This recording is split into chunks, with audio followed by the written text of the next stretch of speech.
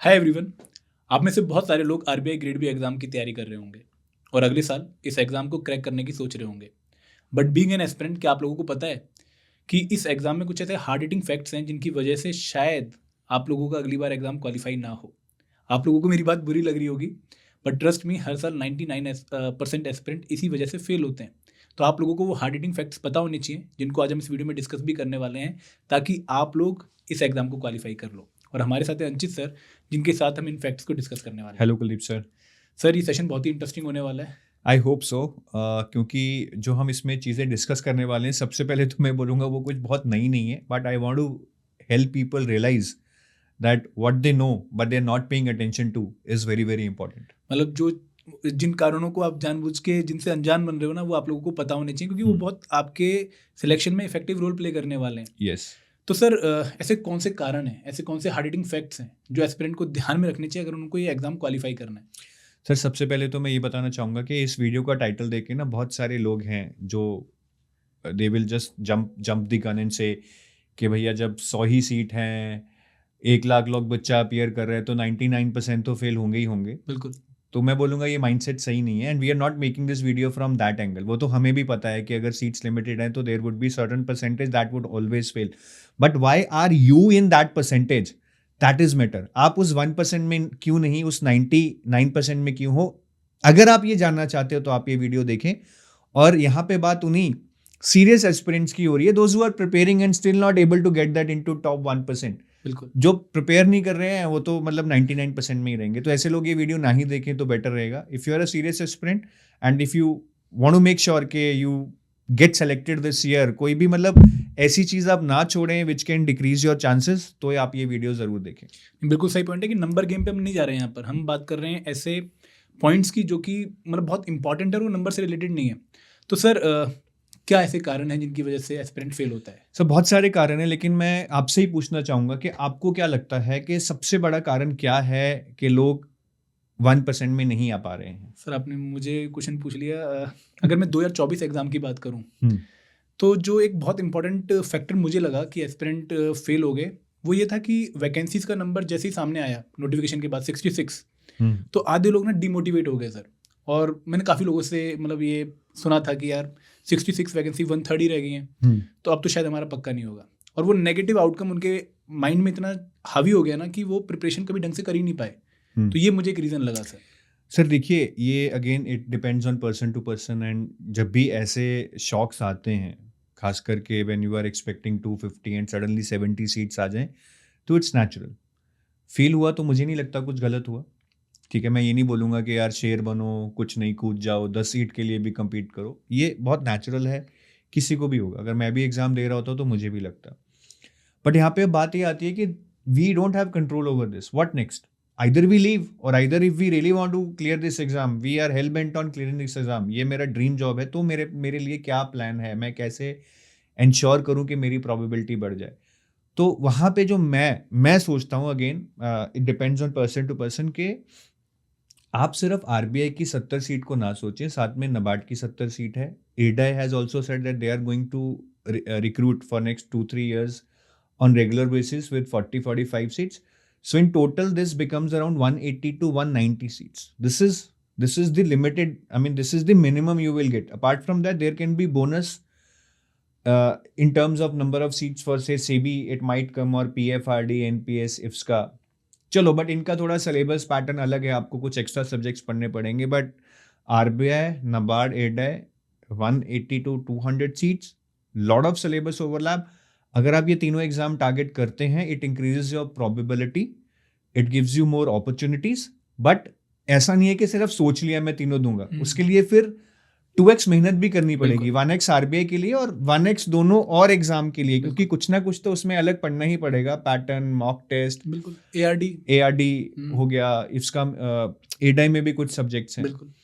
तो अगर आप उतनी मेहनत करने के लिए तैयार हैं, it will surely increase your chances and gives you more opportunities. मतलब मेहनत डबल करके आप 3 और एग्जाम्स या 2 और एग्जाम टारगेट कर सकते हैं बिल्कुल, अलॉन्ग विद आरबीआई। बिल्कुल। तो सीरियस एस्पिरेंट्स जो थोड़े थोड़े मार्क्स से मार खा रहे हैं कहीं पे, फेज 1 में, फेज 2 में, at least they will have now luck on their side, I would say, कि maybe they will clear at least one of these exams. बहुत बहुत वैलिड आपका आंसर था sir.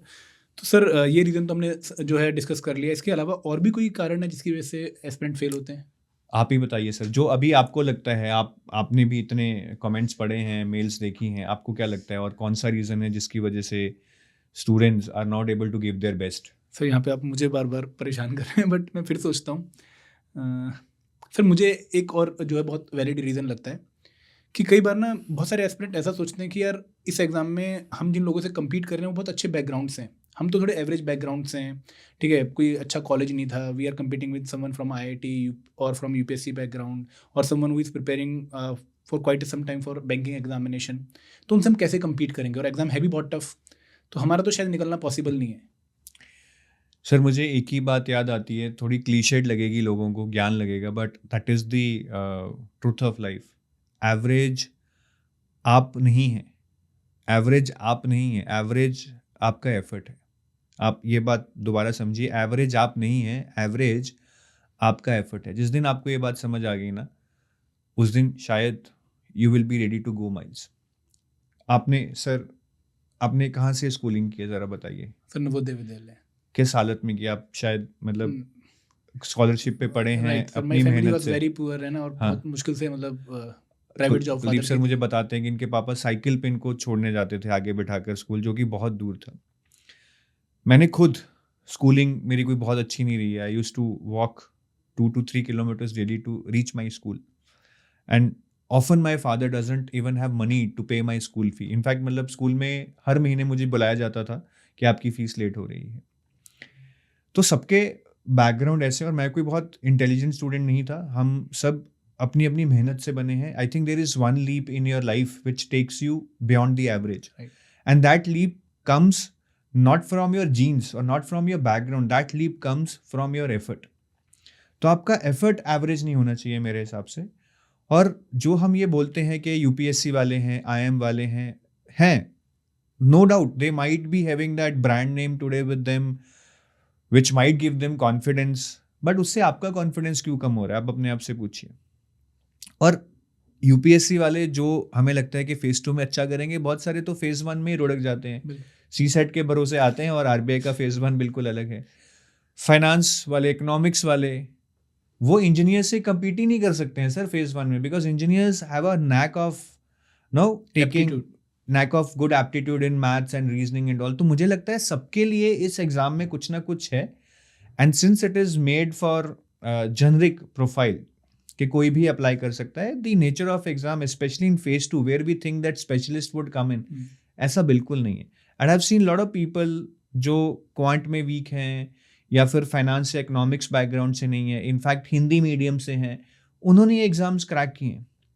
So I think it's all about how do you manage your weakness and how do you motivate yourself कि yes I can crack it। आप result देख लीजिए पिछले इतने सालों का साल्स में बोल रहा हूँ, तो ऐसा मैंने कोई ईयर नहीं देखा है कि मतलब कोई डोमिनेटिंग प्रोफाइल लगे कि इस साल सारे फाइनेंस वाले निकल गए, UPSC वाले निकल गए। सारे यूपीएससी वाले निकल गए। Everybody is getting opportunity.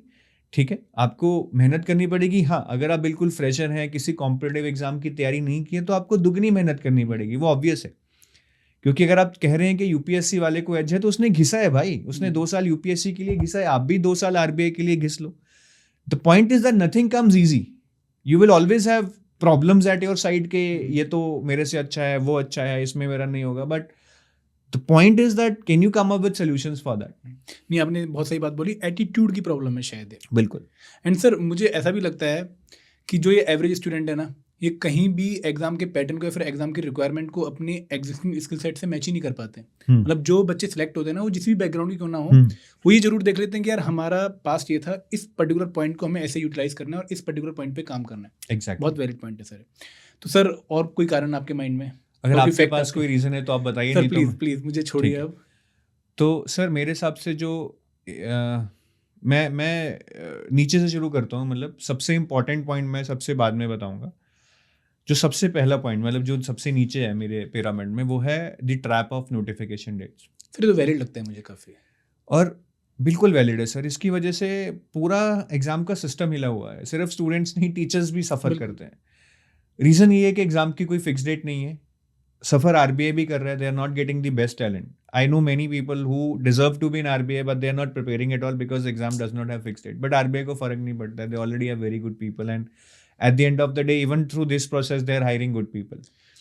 सफर कर रहा है तो बच्चे के पास कोई डेट नहीं है. मैक्सिमम लोग they are not preparing, they are just inquiring notification कब आएगा. अच्छा सर जून में आएगा ना, अभी तो बहुत टाइम है ना. अच्छा सर जुलाई में आएगा ना, बहुत टाइम है ना. ऐसे करते रहेंगे. फरवरी मार्च में जाके भी यही पूछ रहे होंगे कि सर हमने तो पढ़ा नहीं है, अब क्या हो जाएगा, क्या मैं नेक्स्ट ईयर के लिए प्रिपेयर करूं. जैसे नेक्स्ट ईयर तो हम फोड़ ही देंगे. कुछ नहीं होने वाला है नेक्स्ट ईयर. बिल्कुल सेम सिचुएशन होगी उस टाइम भी. तो कुछ लोग तो शुरू ही नहीं कर पाते हैं. मतलब they are trapped in that circle के नोटिफिकेशन कब आएगा, नोटिफिकेशन कब आएगा, नोटिफिकेशन कब आएगा. Then there are another set of people who start, but they fail to start to succeed. I repeat, they fail to start to succeed. मतलब वो start तो कर चुके हैं, but they don't have any urgency. ठीक है, थोड़ा बहुत पढ़ लिया, कल 10 पेज पढ़ लेंगे, फिर दिवाली आ गई है, बहन की शादी आ गई है, कोई और फेस्टिवल है, वेकेशन पे जाना है, तो they give priority to their other task and not to study. मन को समझा रखा है कि पढ़ रहा हूँ. आउटपुट कुछ नहीं है. And they also by the time they will be in फरवरी और मार्च, सर मैंने 9 मंथ का स्टडी प्लान शुरू किया था, मैं नहीं कर पाया. दिक्कत क्या थी? बस यही थी, शादी थी, फंक्शन था, ये था, वो था. अब मैं कैसे करूं?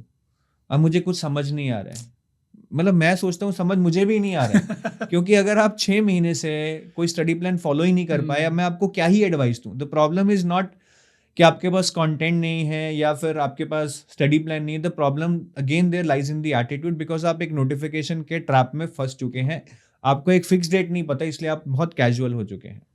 नहीं, बहुत सही पॉइंट बोला. और मुझे भी सर ऐसा लगता है कि जब आरबीआई हर साल एग्जाम कंडक्ट कर ही रहा है तो एक कैलेंडर निकालने में क्या दिक्कत है ना.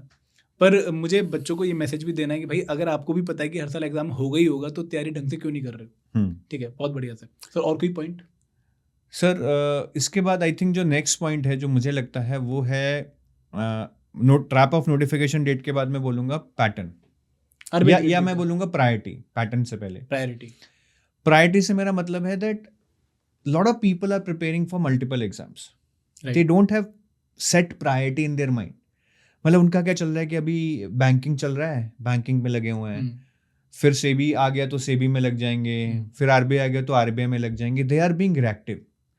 They are not doing definitive preparation to clear any one exam. They are doing preparation for multiple exams.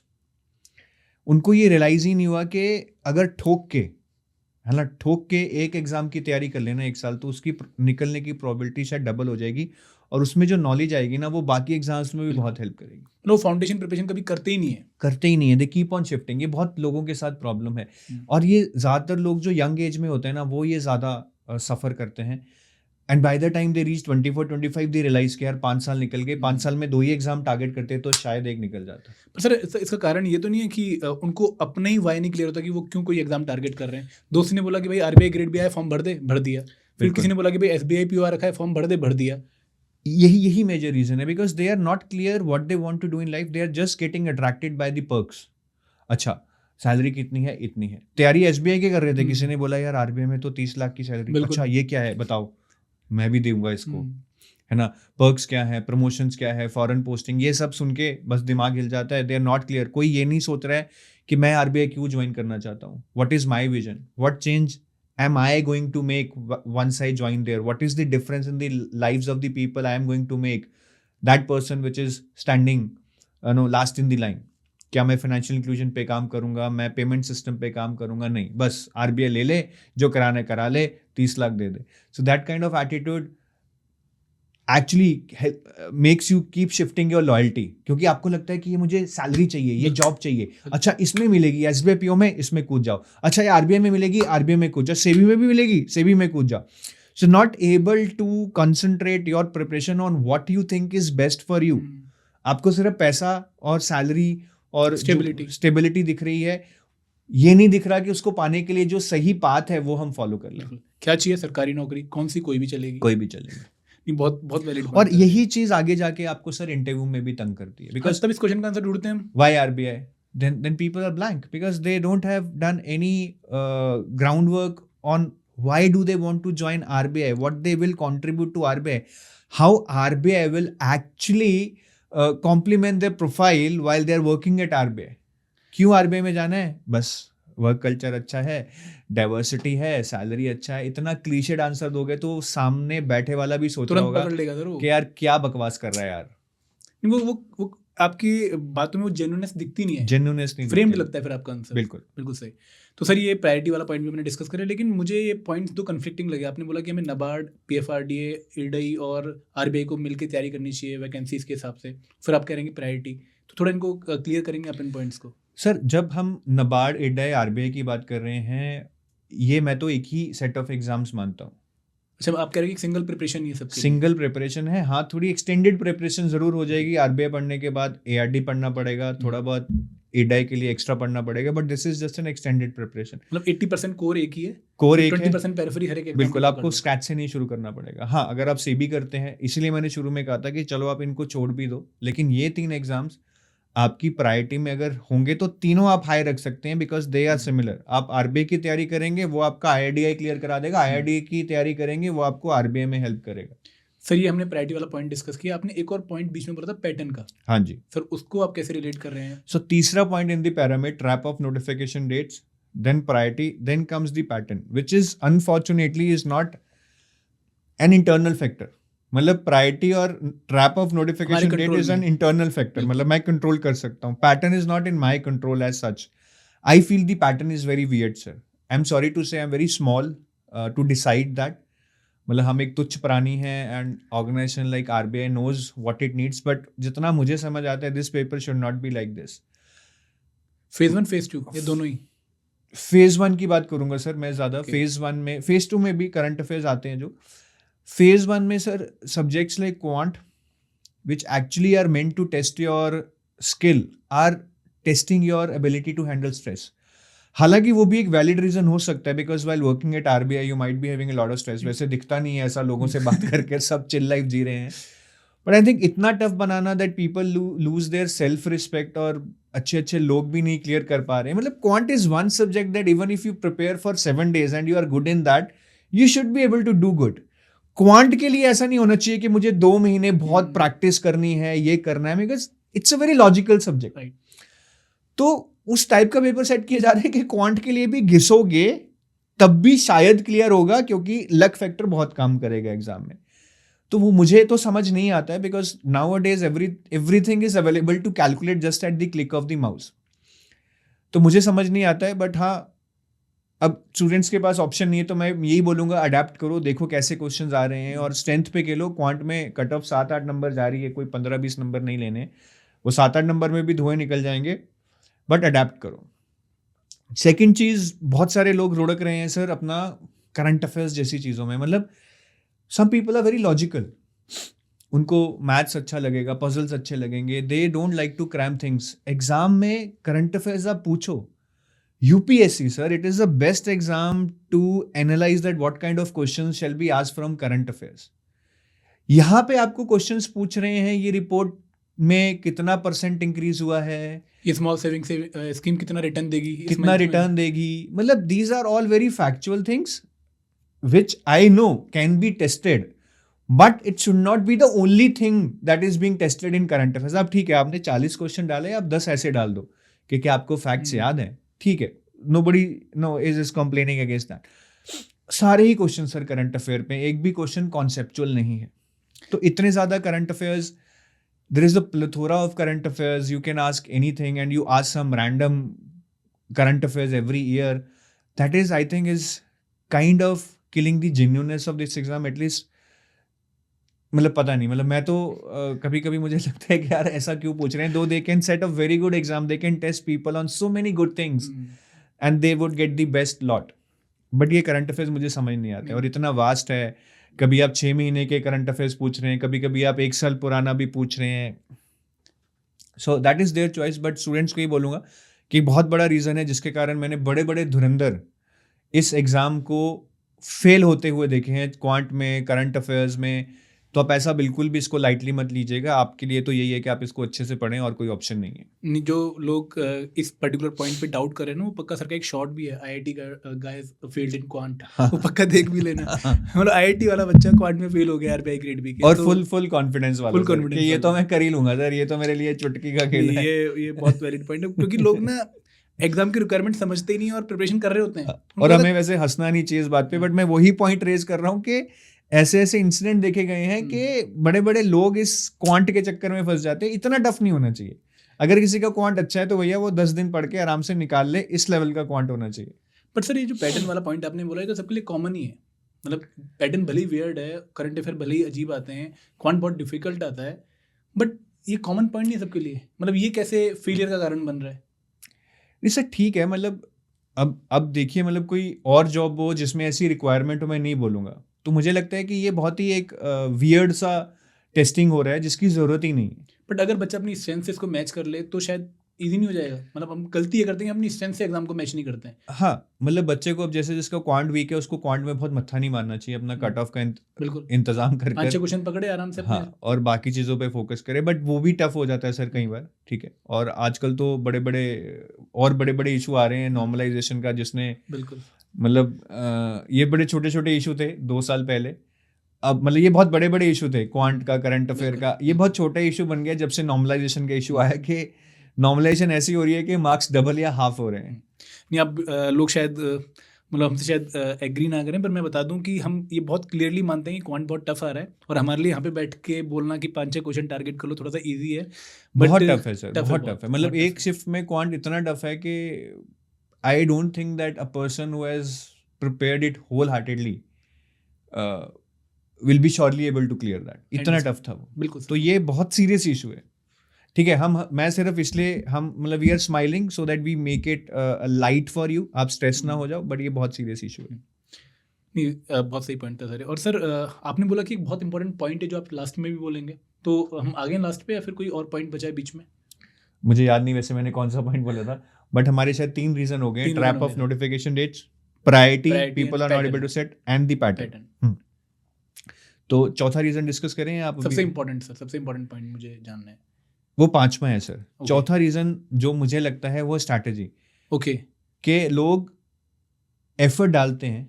मतलब again I've said this multiple times, effort is not equal to selection, and I always say what do I mean by this is कि effort अगर सही दिशा में नहीं है, it will not give you result. A simple example, आपने दिल्ली से कन्याकुमारी जाना है, ठीक है, आप लेकिन कश्मीर की तरफ भाग रहे हो। आप जितनी मर्जी तेज भागो, चाहे जहाज की स्पीड से भागो, you will never reach Kanyakumari, and it will be too late to realize your mistake by the time you reach Kashmir.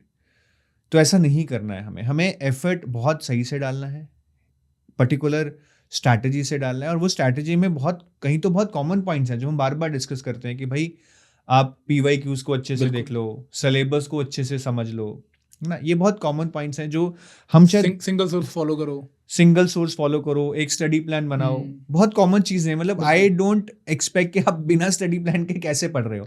लोग बिना स्टडी प्लान के पढ़ते हैं सर। इसी वीडियो में सच्ची सच्ची बोलो, अगर आप ये वीडियो देख रहे हो, कितने लोग हैं जो बिना स्टडी प्लान के पढ़ रहे हैं? इस वीडियो के नीचे कमेंट जरूर करें, ये हम चेक करेंगे पक्का, ये देखना पड़ेगा एक बार। बहुत लोग करते हैं सर।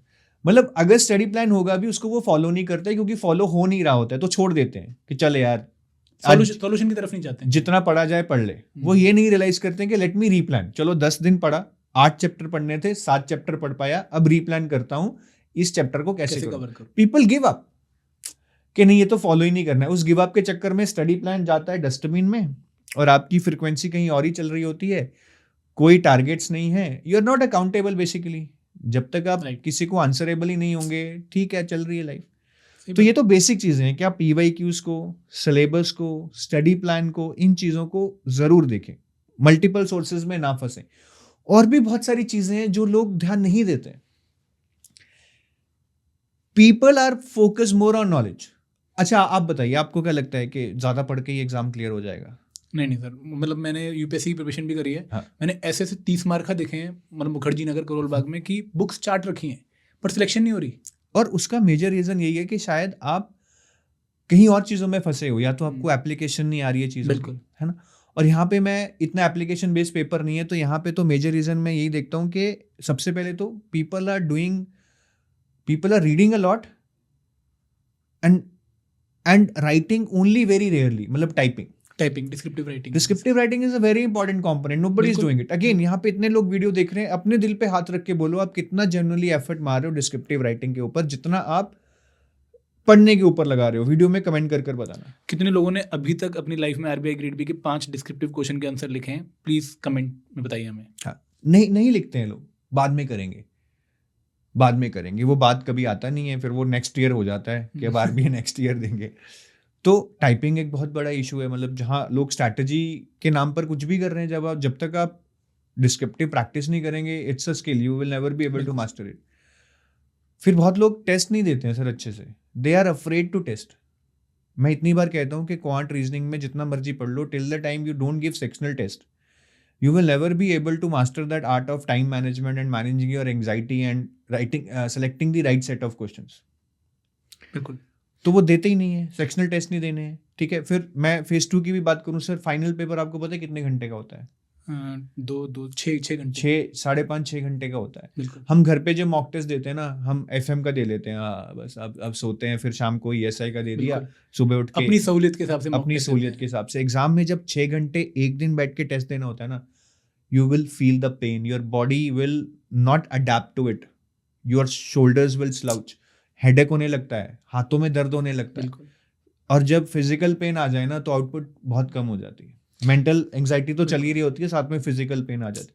तो ये छोटे छोटे पॉइंट्स हैं, मैं सिर्फ 2-3 का एग्जांपल दे रहा हूँ, इससे बहुत सारे पॉइंट्स हैं। There are lot of videos on our YouTube channel where we are explaining all these things.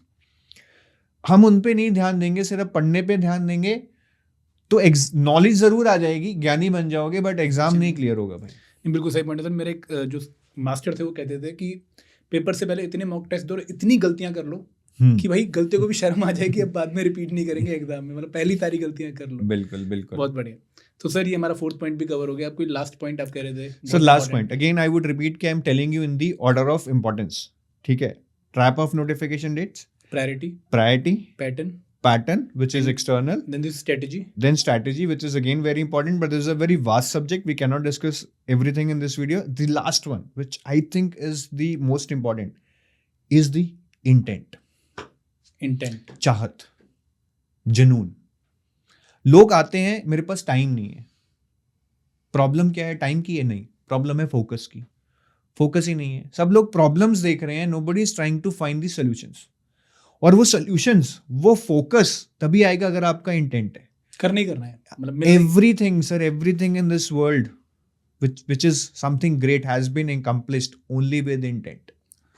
हमने पढ़ना तो नहीं है, चाय पीनी है, लेटना है, घूमने जाना है, और एक दिन ऐसे आरबीआई में हमारा 30 लाख का जॉब लग जाए, ये तो कोई करिश्मा नहीं है ना। सो इंटेंट ही नहीं है, सो nobody can help you. Even the right strategy cannot help you if you don't have intent. Yeah, I agree, sir. Totally. और मैंने देखा है सर लोगों में इंटेंट, मतलब मैं क्या क्या आपको पता, मतलब I have seen people who have just thrown their smartphones and they are living their life with ordinary phones ताकि डिस्ट्रैक्शंस ना हो। मैंने वर्किंग लोगों को देखे 4-4 बजे पढ़ते हैं उठ के 7 बजे तक, फिर ऑफिस जाते हैं, ऐसे लोग भी मैंने देखे। मैंने ऐसे लोग भी देखे हैं जो इस बार दिवाली पे घर तक नहीं गए, हॉस्टल में थे। कोई छोटा सेक्रीफाइस नहीं है कि 7 दिन सारे लोग गए, आप हॉस्टल में पढ़ रहे हो, इंटेंट है। मैंने ऐसी फीमेल्स देखी हैं जो मैरिड हैं, they are preparing. One female was telling me that I come home after working, I just meet my kid for 15 minutes when we are having dinner, after that I lock my door and I study.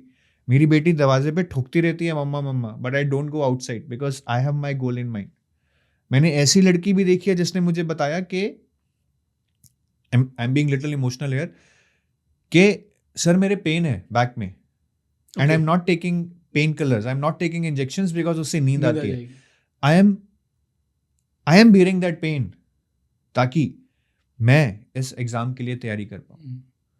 तो लोग बहुत आगे हैं, ठीक है, it's not easy to bear that pain, but then if you cannot bear this kind of pain, if you cannot sacrifice, if you don't have that intent, then do not expect or do not think yourself to be deserving for that something which is great, which can change your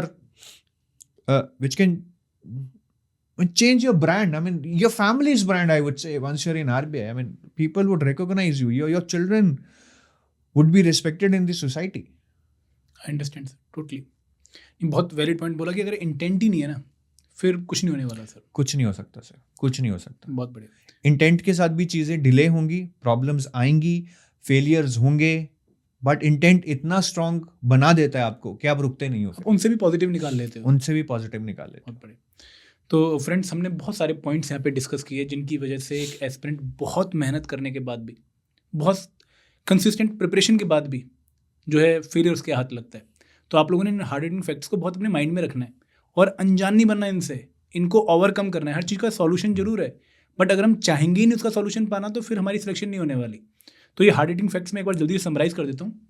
हमने बात करी कि भाई हमें notification के trap में नहीं फंसना है, हमें पैटर्न के अगेन वेडनेस के ऊपर नहीं जाना है, हमें प्रिपरेशन करनी है स्ट्रेंथ के हिसाब से। देन हमें स्ट्रेटजी बहुत जो है टाइमली, बहुत तरीके से फॉलो करनी है, PYQ, syllabus and the device study plans को फॉलो करना है। Then we have to be very much consistent about कि भाई हम डिफरेंट एग्जाम्स को मैनेज करें जो कि सिमिलर प्रिपरेशन के साथ क्रैक हो सकते हैं, क्योंकि उनसे हम अपने वैकेंसी वाले फियर को जो है ओवरकम कर लेंगे। And last but not the least and the most important point इस कि भाई हमारा इंटेंट इतना क्लियर होना चाहिए कि हमें बहुत क्लैरिटी से पता हो कि why we are preparing for this exam, और इस एग्जाम को क्रैक करने के बाद हम अपने लिए क्या पाना चाहते हैं, हम क्या बनना चाहते हैं। तो दोस्तों बहुत ही इंपॉर्टेंट वीडियो है, अगर आप लोग इस वीडियो को पूरा देख चुके हैं एंड कुछ क्वेश्चन मैंने आपसे पूछे हैं, सर ने आपसे पूछे हैं, उनका आंसर पक्का करिएगा, क्योंकि वो आंसर इंपॉर्टेंट नहीं है, उस आंसर को टाइप करते टाइम जो फीलिंग आपके दिमाग में आ रही होगी ना, वो शायद आपको पुश करेगी भाई अगली बार RBI ग्रेड बी एग्जाम के लिए अभी हम रेडी नहीं है, हमें बहुत मेहनत करनी है। और शायद वो एक पॉइंट बन सकता है जहाँ से आप जो है पीछे मुड़ के नहीं देख पाएंगे। बहुत बढ़िया। तो दोस्तों thank you very much for this video. जय हिंद, जय भारत।